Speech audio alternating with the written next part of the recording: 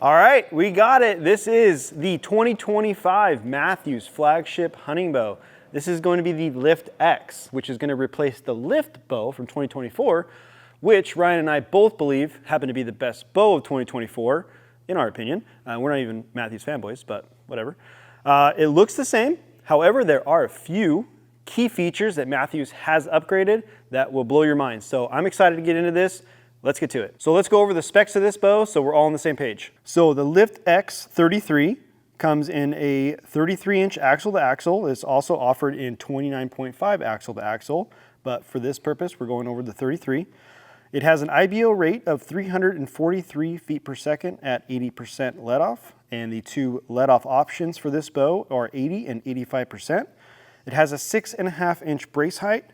The peak draw weights range from 55, 60, 65, 70, 75, and 80 pounds, and the draw lengths available with different mods range from 26 inches to 31.5 inches. And this bow will retail at $1,469. Let's go over the riser first. I want to save the best for last, which are what I think are the most important new features of this bow for 2025. It has, for your sight, your standard side mount threaded screws here for that. It takes the bridge lock sight system if you want to run something inline. Most manufacturers are running with the Picatinny. Mathews likes to keep all their stuff proprietary, so they're running the bridge lock system. Same thing with their stabilizer mounts. They have the bridge lock mounting system in there for a front bar, and then also a bridge lock side bar bracket if you guys want to run that. You could still have a front bar mounted through this threaded bushing on the front here. They still have a threaded bushing on the back there, but if you want to run all of Mathews parts, you can get their stuff that is integrated just for their equipment.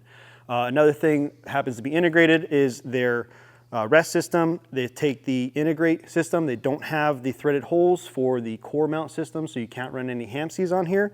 However, you can still run your standard side mount. It has the threaded burger button hole on the side there, so you don't need to have all the inline stuff. It is a cool thing to have.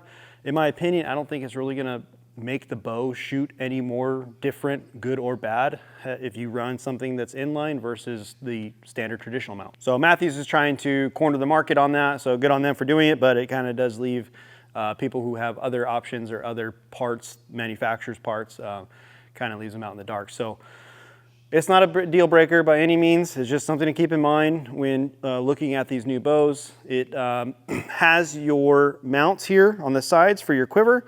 I recommend, if you do get these bows, to get the Low Pro Mathews quivers. They seem to fit the best with the machining that they've done on these bows with the brackets that come with that quiver. So they still have their SCS, their mounts here for their Silent Connect system, so that's good. They still have the stay of field hooks here for pressing your bow in the field if, God forbid, anything bad happens. Running the match strings. They have their replaceable grips, which we'll get into that later. It's one of the new things that they came out with. They are running the same cam system. They got the SWX mods, which are draw length and draw weight specific. So by doing that, they're giving you the most efficiency out of every single mod option for your draw length and draw weight. And now to get into the biggest thing that they've done, and that is they have made a very user-friendly tuning system. Finally, them and Hoyt were the two major bow manufacturers that seem to be late to the market. So got rid of the top hats completely. No more taking the entire cam and axle assembly out, swapping your top hats and going back and forth with tuning. So they call this their limb shift technology.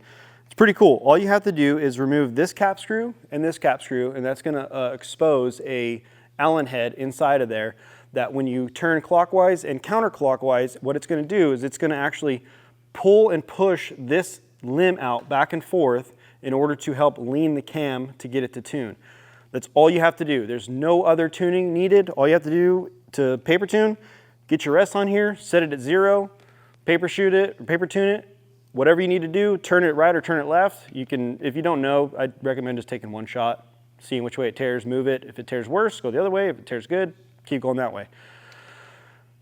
That is huge. That is a game changer in my book. I think with them doing that, this is probably going to be the best-selling bow of 2025, not only because of brand recognition, but also Now they have added the probably one thing that they were lacking in past models to make it the best overall bow for anybody to do. At-home guys can tune this, or girls, but also it's going to free up the bow techs at the shop. It's not going to take them as long to tune these bows. It's going to allow them to get to more customers, help more people, get everybody in and out quicker, make the overall experience in an archery shop a lot better. So that is awesome. 10 out of 10 in my book. I think that is great. That is, I mean, it's kind of like Bowtech system, although it doesn't move the same components, but it has the same concept. The limbs, they have gone to a next-gen limb. The issues that they were having last year were some of the limbs were cracking because there was a bad batch, so they redesigned that. Now they said that these are more robust. They're not going to have that problem again. So next thing we're going to do is check our draw weight. We have a digital scale. Make sure we have the 70-pound mod. It is F, so that is 29-inch draw length and 85% let off. We are using the HS4 digital bow scale. Let's get an arrow on here. Just kind of curious to see where this comes to out of the package. Before we do our test with the 350 grain arrow, we will make sure it's at 70 pounds. If we have to twist the cables a little bit to get there, we will. If it's over 70 by more than a pound, we'll more than likely just take a half turn out or quarter turn out of the limb bolt and shoot like that. So we're zeroed out. We'll go ahead and pull it back.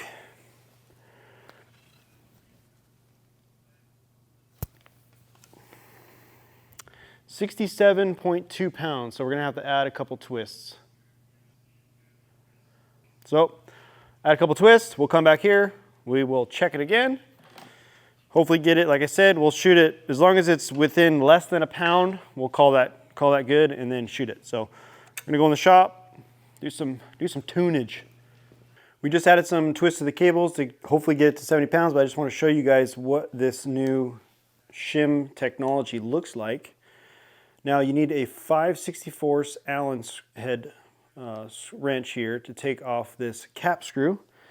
And what you're going to find inside is this. I don't know if you can see it, but there is a Allen bolt inside of there that takes a 5/32 Allen key. And what you're going to do, that's not the right size. Get a wrench in there. So you'll notice here they have the markings on the top. To turn it to the right or clockwise, it's going to move this limb to the left. And if you turn it counterclockwise, down to the left, it's going to move this limb to the right. So I'm not sure if that's going to be opposite on a left-handed bow. This is a right-handed bow, but for all intents and purposes, this is how easy it is to adjust. You turn it one way, turn it the other way. And that noise, that crackling noise, is normal. So there's a lot of tension on these. Don't be afraid when you hear that. Nothing's gonna break. And then when you're done, all you gotta do, put this cap screw back in. Make sure it's nice and snug. You're good to go.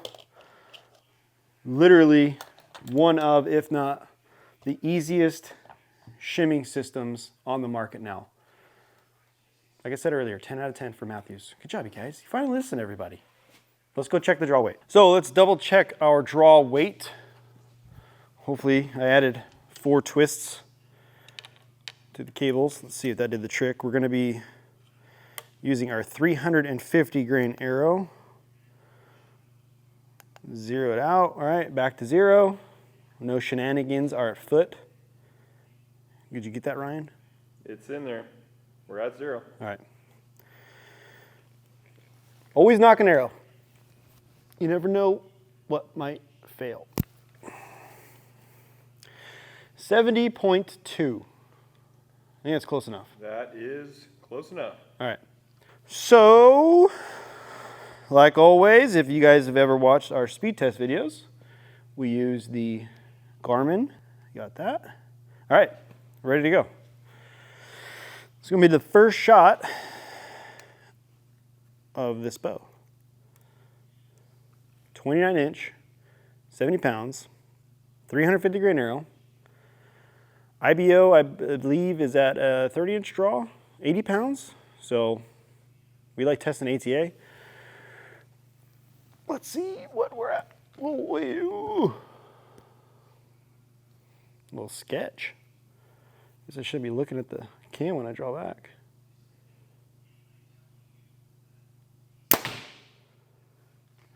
Ooh, 327.7.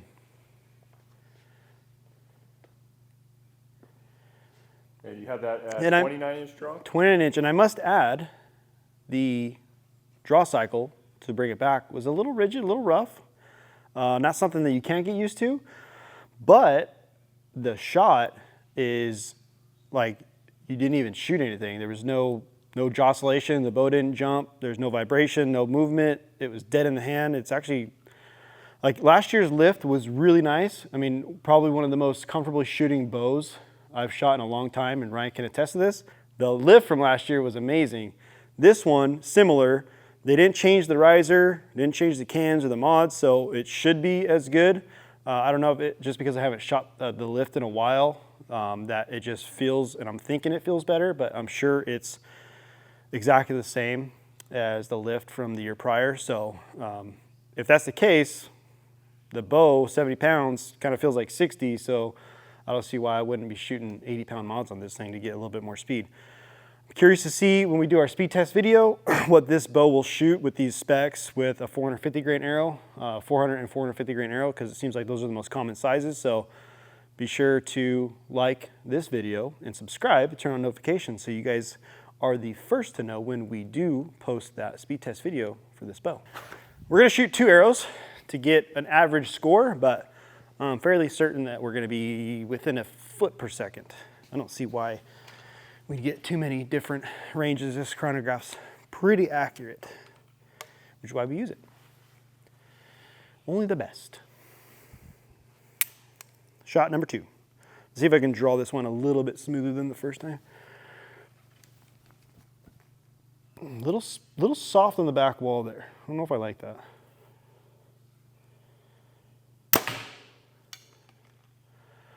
.327.9, so what, 0.2 faster than the first one? I'm gonna go pull that. I say that's good for the speed. It's given us pretty fast reading actually. I'm gonna shoot 3-4 more arrows, kind of get used to the draw cycle, let you know how it feels, and then I wanna go over the grip because they did something pretty cool with the grip and grips for this year. I think you guys are gonna really enjoy it. So let me shoot those arrows and then we'll get into it. So let's give her a few shots. Let's see if we can kind of get used to the initial portion of the draw here. We can kind of preload properly and then settle in. I don't know, that back wall is just a little spongy. There's almost no valley. I think that's why. Really impressed though with the shot.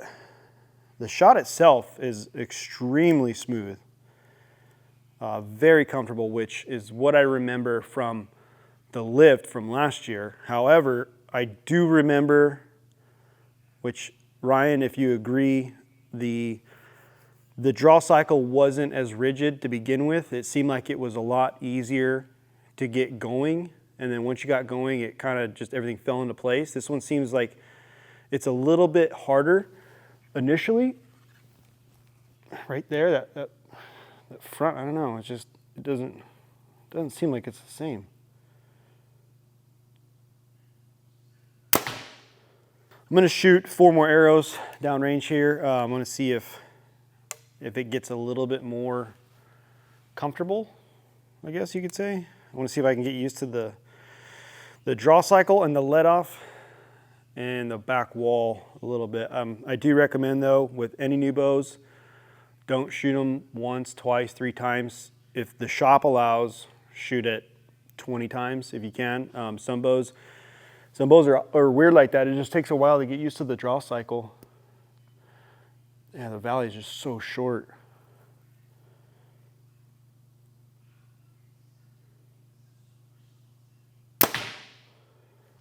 Yeah, just something, but like I said, we thought last year's lift was the smoothest shooting bow that we had shot all year. And we tested all the bows. And we would get people that said the complete opposite. So it just goes to show that every bow is going to fit everybody differently.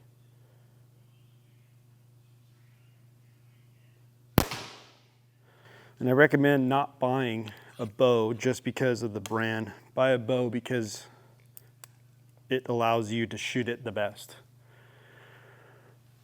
If you do need a bow, make sure to stop by Willow Creek Archery in Southern California. #1 bow shop, all your archery needs.